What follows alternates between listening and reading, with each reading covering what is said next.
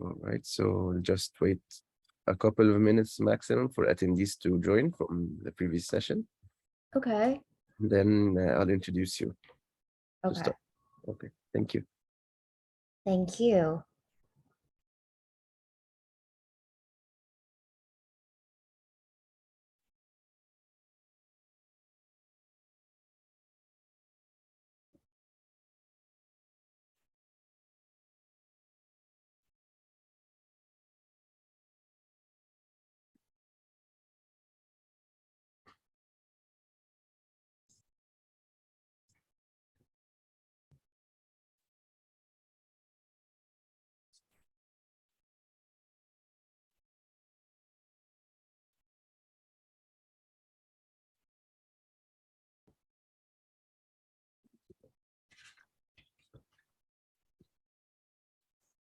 So what time is it over there?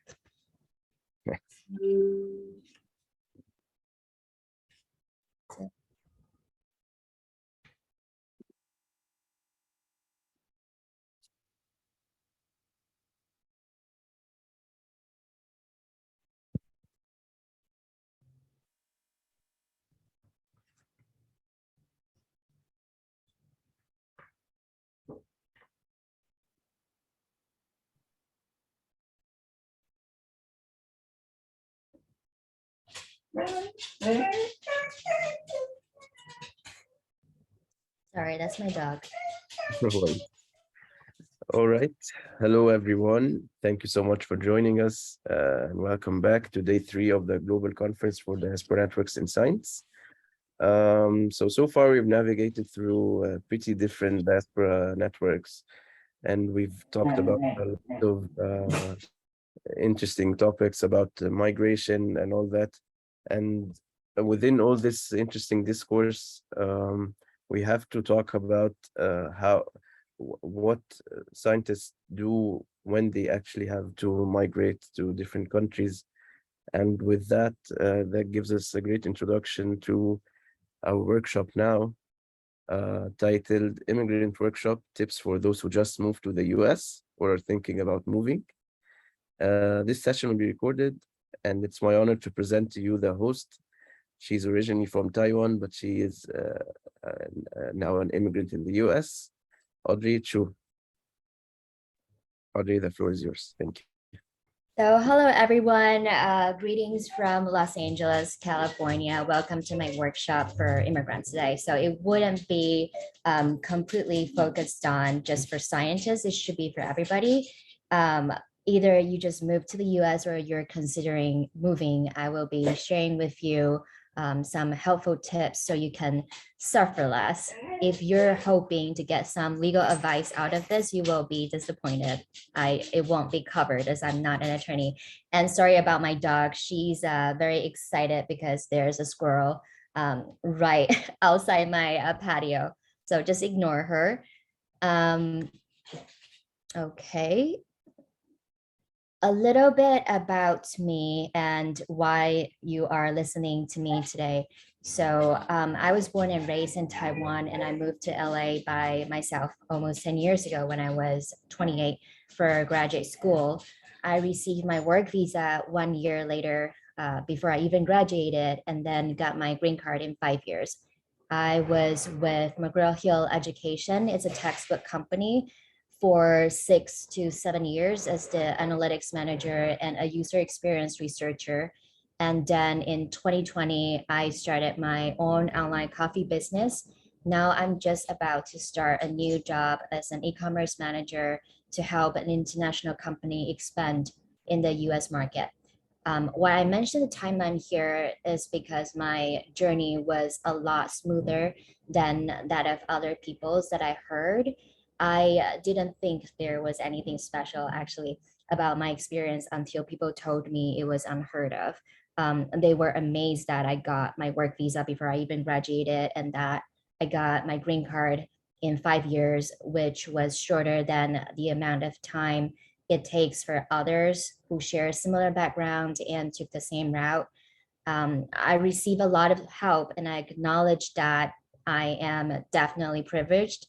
Now I'm sharing what I learned and I hope it could help you. So let's get started. So here you can see this is me.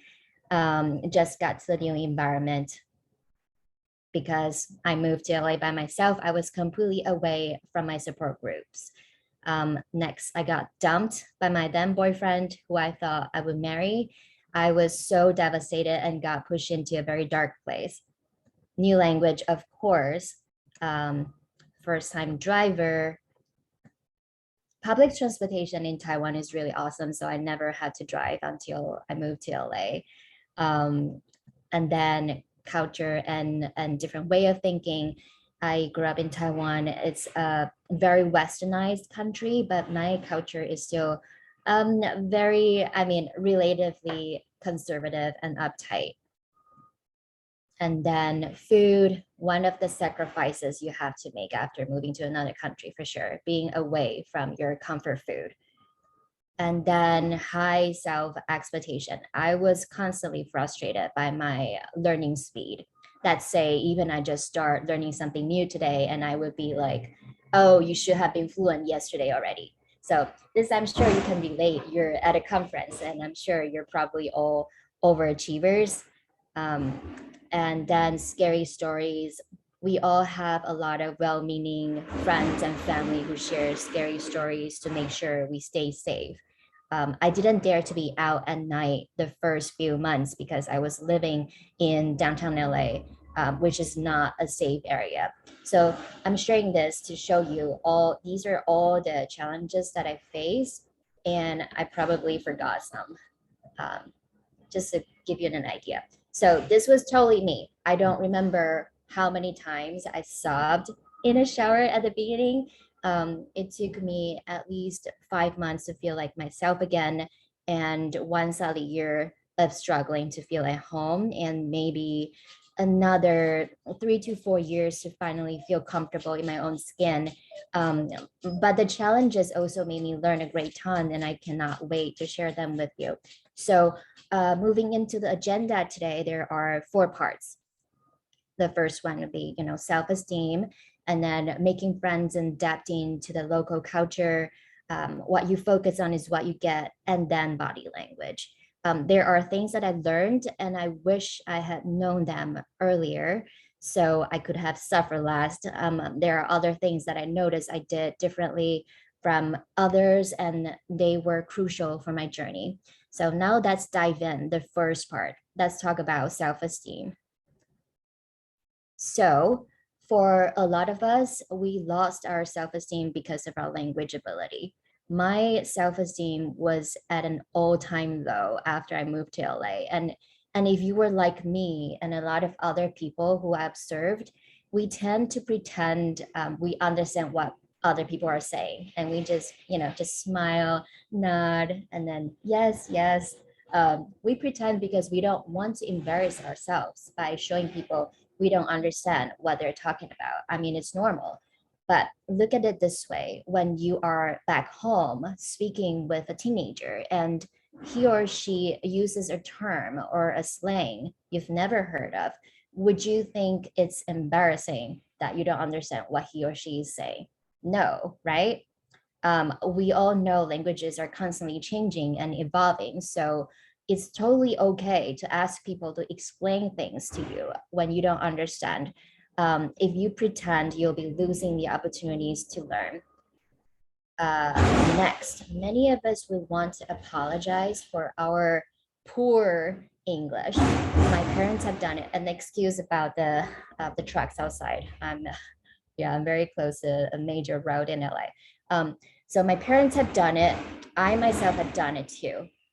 Apologizing for our language ability is not going to give us any benefits. Moreover, it's hurting our self-esteem because deep down, you think English is a weakness of yours. Being able to speak another language is a strength. So no need to apologize for our strength. This is really important. We have to change that mindset. And last one about language, don't let anyone make you believe you're not good enough just because of your language ability. This is a mistake that I made because English is everywhere. It affects you in every way, every area in your life.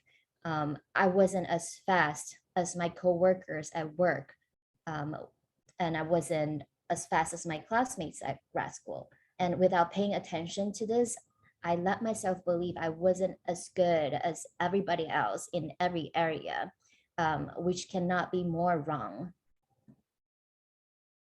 I started thinking everyone around me was better than me, and my self esteem was super low, and I was constantly under a lot of stress. I know it's so hard not to compare with other people. Um, I mean, it's good sometimes because it motivates us to improve, but it's a double edged sword. We need to focus more on ourselves. We need to focus more on our progress. So maybe compare with others 30% of the time, and then compare with ourselves 70% of the time. Look at how far you've come from, and not how far you are still from where you want to achieve. Next one, generational beliefs. This is for people of color.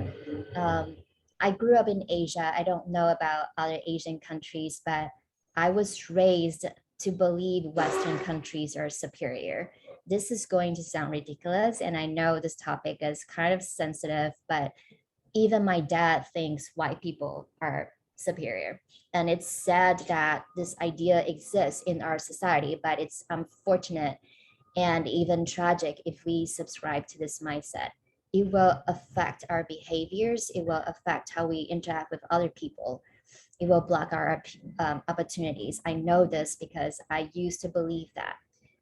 So just trust that no one is better than us, regardless of our skin color and where we come from. So one way to improve our self-esteem is to replace our limiting beliefs with the ones that serves us. So we all have some limiting beliefs, such as my English is terrible. I am not good enough. My opinions don't matter because I don't know enough. Local people don't want to make friends with me, etc. Um, Tony Robbins says that a belief is just like a table, and it needs legs, which is supporting evidence. You can see it here to support this belief. Maybe right now you believe that your English is terrible, and you have all kinds of evidence to support this belief. But what if we change the belief to something like, my English is actually pretty good, and then you go look for evidence in your life to support this belief, such as, now I know 150 more vocabs than a month ago because I learned at least 5 new vocab every day. And I now have more confidence to have small talks with the barista in the local coffee shop, etc. You get the idea. So just focus on the progress. Wait, let me see the chat.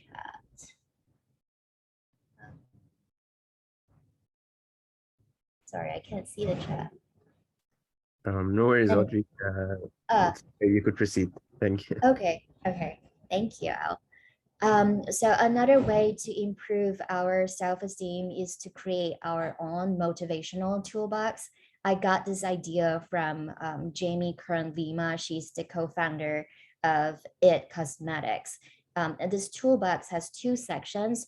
One is a collection of stories or quotes that inspire you. The other is a list of your achievements throughout your entire life. So every time Jamie feels defeated, she would start reading the list of inspirational stories or quotes that she compiled together on her phone. She would also read a list of her achievements to remind herself that, hey, I'm actually not that terrible. I've accomplished a lot. So she uses this motivational toolbox to encourage herself to keep pushing through all the rejections that she encounters. She uses this to build up her mental toughness. In my opinion, we should all have our own motivational toolbox. And with the help of our own toolbox, you will always be reminded that you've got the power. Okay, so making friends and adapting to the local culture. First, this is what we need to do. observe, be open-minded and curious, just like this kid in the picture, right? So he's observing, he's curious, he's learning and trying to understand the fish. He's not judging, because when we judge, we're blocking the opportunities to understand. Next, learn how the locals do things. And how do we do that? We need to get out of our comfort zone and community as much as possible. I cannot stress enough about how important this is. I know we would feel the need to stick with people who are from the same origin. It's not wrong, but if you don't push yourself out of this comfort zone, you're not going to learn much.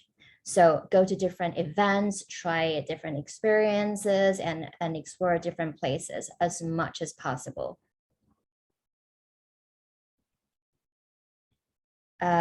These are some of the events and activities that I participated, just to give you some examples. So started from top left.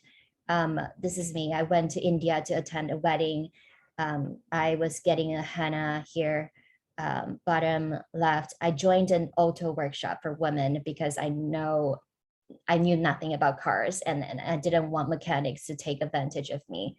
And then top center, I joined a free 12-week SMPD Community Academy program, which I got to learn how police officers do their work.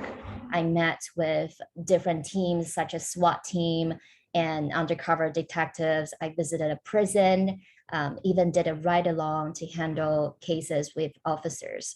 Bottom center, these are my classmates from improv class. So for 6 weeks, I had to use my second language to be funny on stage. And then top right, I went to see the director of Wonder Woman. And bottom right, I went to see Michelle Obama. So the reason why I said it's so important to get out of our community as much as possible is that the more we interact with people from other communities, the more we understand we're all the same as humans. We have the same fear, we want similar things, we have the same needs. And only when we understand that can we see others equally and have the confidence to interact with others as an equal. I know it can be scary to go to social events, especially by yourself, and especially when other attendees all look super confident and look like they are in their elements. Trust me, everyone is just faking it. I know because I've heard American C-level executives admit publicly that they feel awkward and not comfortable at social events. I also know sometimes you would feel you're an outsider, like someone who doesn't belong at the event. And we have to ask ourselves, who is thinking I am an outsider? Did anyone make me feel that way? I bet the answer is we are the one. We are the ones telling ourselves that we're outsiders, because other people, remember, just like what I said, other people at the event, they are too busy hiding their awkwardness and faking their own confidence. No one has the time to target you and be like, hey, look at this person, she doesn't belong here. So yeah, don't worry about it. So here I'm curious, what are the things people told you that will be hard before you even started this journey? Originally, I was planning to see what you would say at the chat, but here I don't know how to see chat while presenting. So, okay, you guys can just think about it in your mind. But here are some common ones. So for me, one thing I kept hearing from my friends was that, oh, it's so freaking hard to get a job. So my friends told me they had over 100 interviews, but just could not get any job offer because they needed work visa sponsorship. They told me most companies do not want to pay for visa sponsorships. And I kind of believe them. At the beginning, I just thought, oh, well, if everyone keeps saying that, it must be true. I didn't even question it. I thought, if it's hard for them, it must be hard for me too. But look, the logic of that statement is just completely wrong. It's hard for them, but I'm not them. So what's hard for other people is not necessarily hard for me. And why would I just assume things are going to be hard for me? So I decided I'm going to believe something completely opposite. I started my daily affirmation routine. And in my affirmation practice, I told myself it's super easy for me to get a job. I was also just getting into law of attraction and manifestation at the time. I made myself believe what I want was already mine. And I had the daily affirmations going on. And I also focused on giving gratitude and be positive. At the end, I only had 3 interviews and I got a job. Um, I got the work visa sponsorship and my green card through the company. I manifested my super easy job searching. So believe and focus on what you want to get. It really works. Okay, so gratitude practice. If you only take one thing away from this workshop, I hope it's that you start practicing giving gratitude. It's life-changing and it's easy. You can start anytime. So some example here. It can be about anything like I'm grateful that everyone I met today was so nice to me, right? My neighbor smiled at me and said good morning in the elevator. He's so friendly. I'm thankful to have a friendly neighbor. Um, I'm thankful that the customer service rep on the phone was so patient with me, even I made some mistakes with word choices and grammar, and he still helped me patiently, right? So practice giving gratitude and you'll notice the difference. And some affirmation practice here. This is some examples in my own affirmation list. So first one, like I just shared, it's super easy for me to get a job.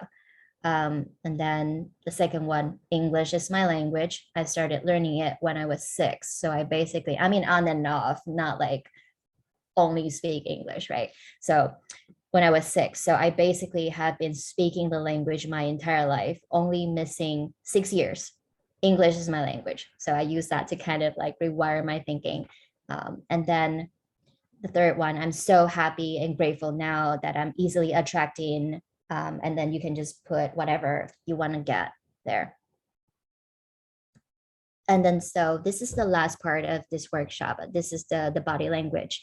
So I once represented my company to go to UCLA Career Fair.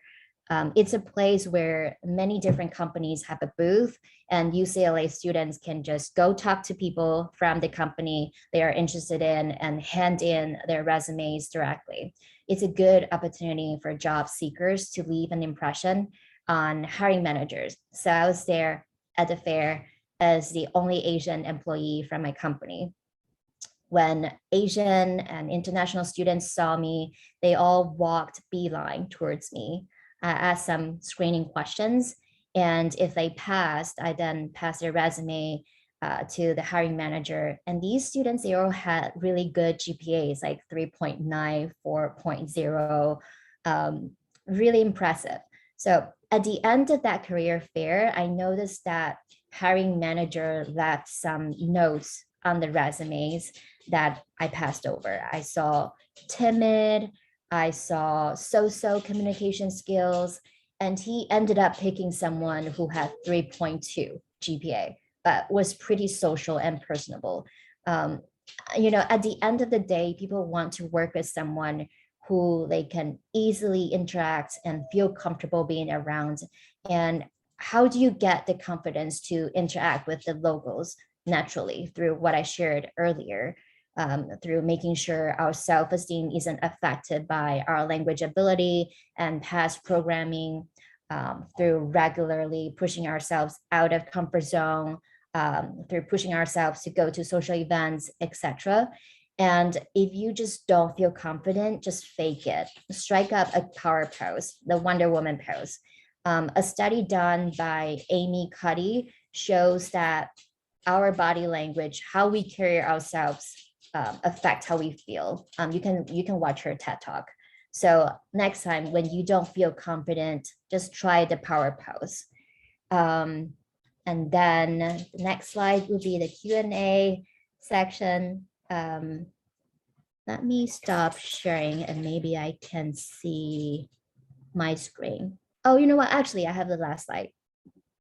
I would really appreciate if you can help me take my survey. I am building a course, and I would really like to get an idea about, what kind of content would help you the most. So it would mean the world. It would mean the world to get response from you. And then if you want to stay connected with me, the first doorway on Instagram. This is a small community that I run just for immigrants. And then the Audrey CP Chow, this is my personal account. And then you can reach me at this email. So let me start sharing. How do I stop sharing? Stop share. And then maybe I can see if anyone has questions.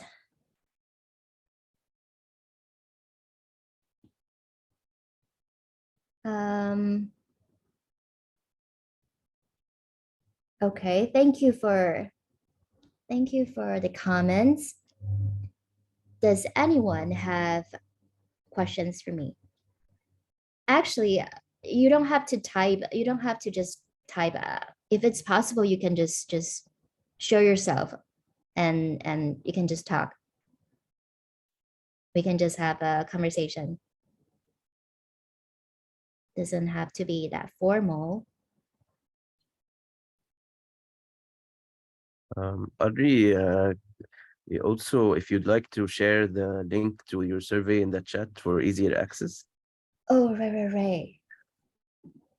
Yeah, I can do that. And of course, amazing session. Thank you. If Thank our you. attendees would like to unmute, you could ask for permission to unmute and have a little conversation Yeah, with. we can just chat. Yeah. We still have some time.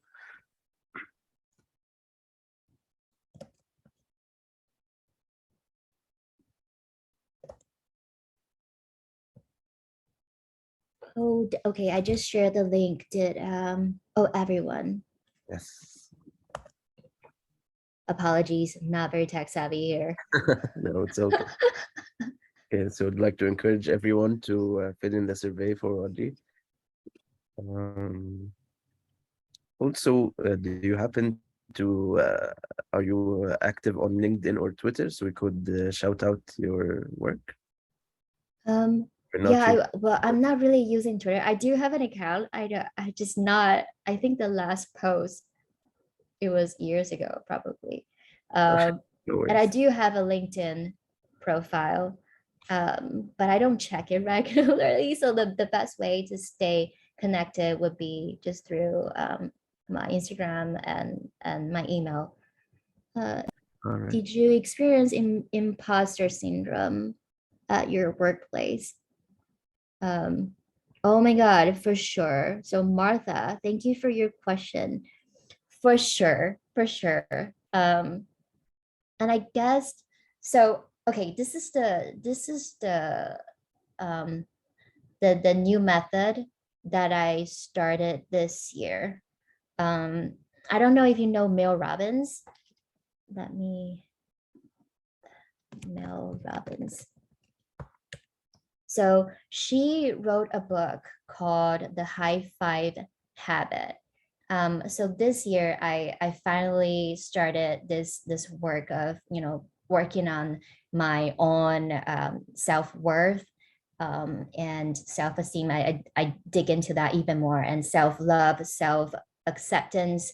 And then I started this practice every morning. I have this note on my mirror, and then I just say good things about me, like I love you, you're so good at achieving your own goals, you can always achieve your own goals, and you freaking shine, and everybody loves you, you just say whatever the things that you would like to hear, just to boost your confidence every day. And according to Mel Robbins, so high five with yourself in the mirror, and it really helps. um, I know it sounds like maybe it's a little, I mean, yeah, just kind of just rewire your brain and then start giving yourself validation instead of waiting for other people to give you approvals, and just always be encouraging and supportive to yourselves. You know, when you do something. So for example, this workshop, it's kind of out of my comfort zone. Um, so after this, I will definitely be like, good job, Audrey. You did well. This is, you know, just something like this. So step by step, eventually you will just feel better with yourself. Hope I answer your question. Any other people with questions? There's a question in the Q&A, if you can see it. Oh, which one? Well, I already answered that one, the imposter syndrome. No, in the Q&A. In the Q&A. Oh. In case one.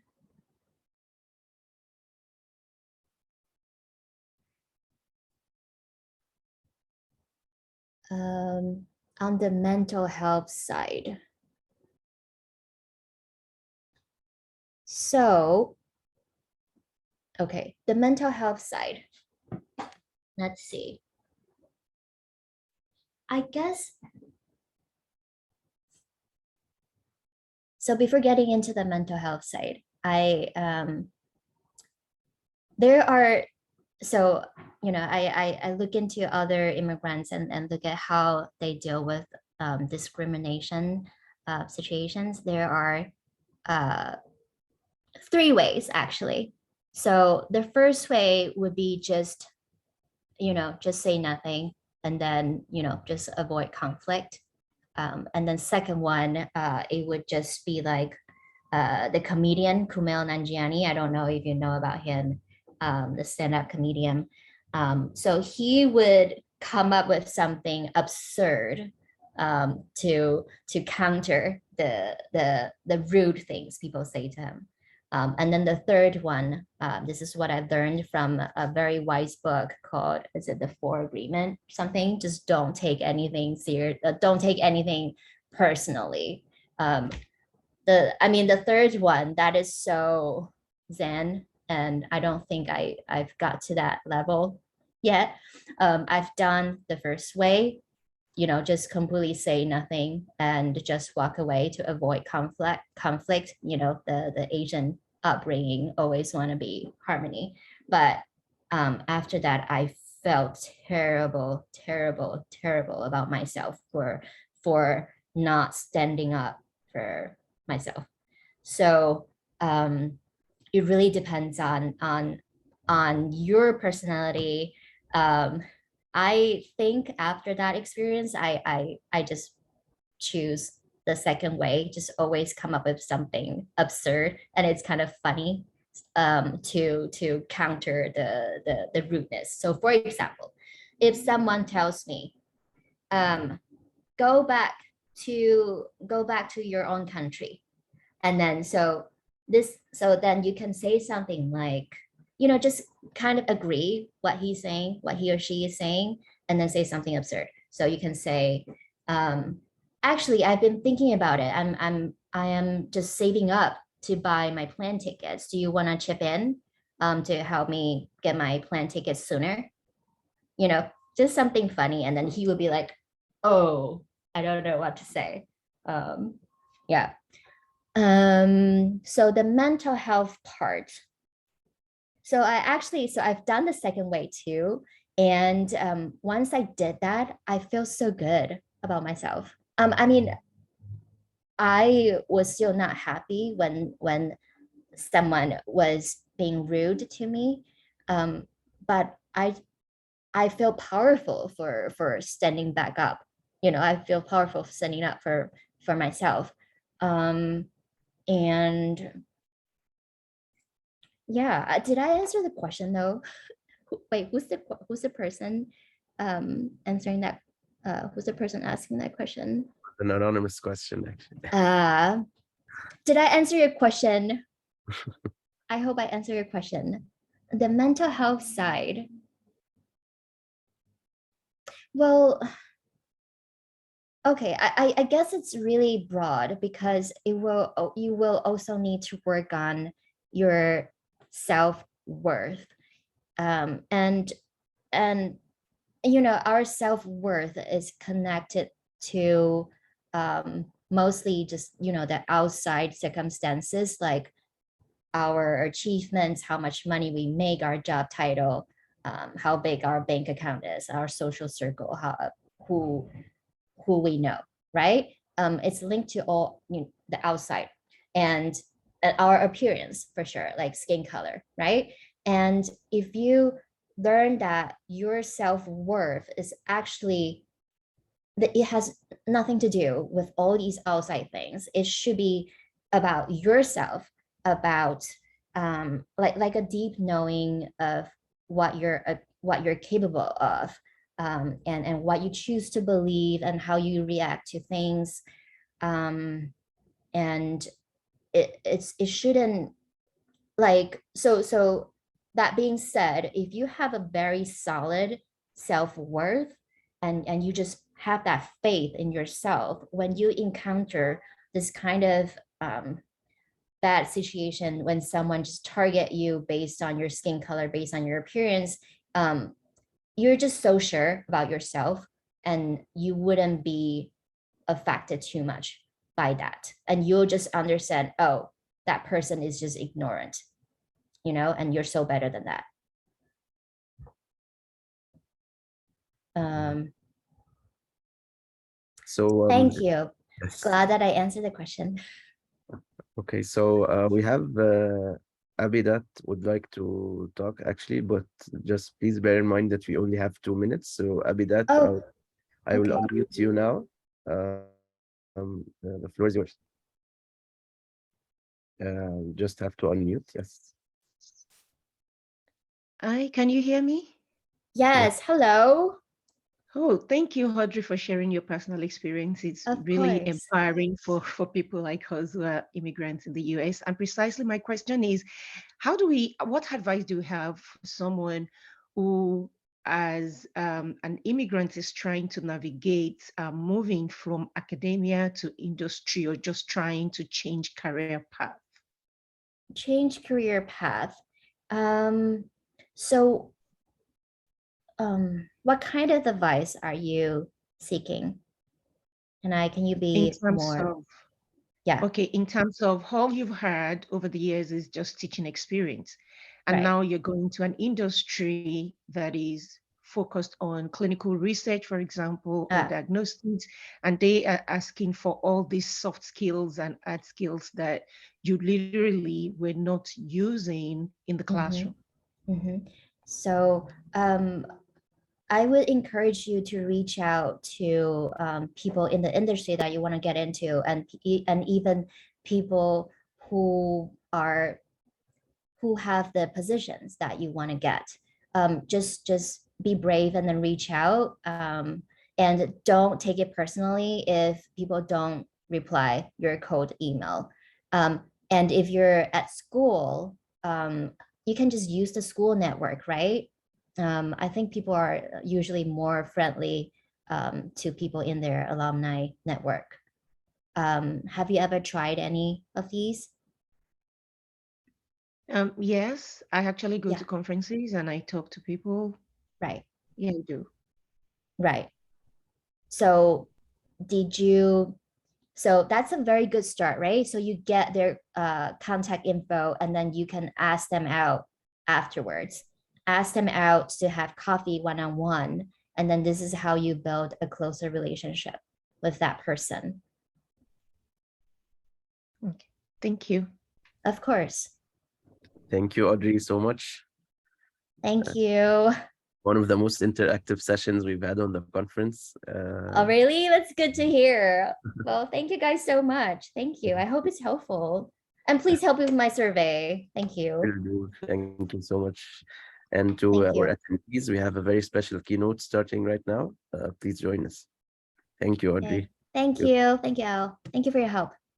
No problem. Bye Bye. bye.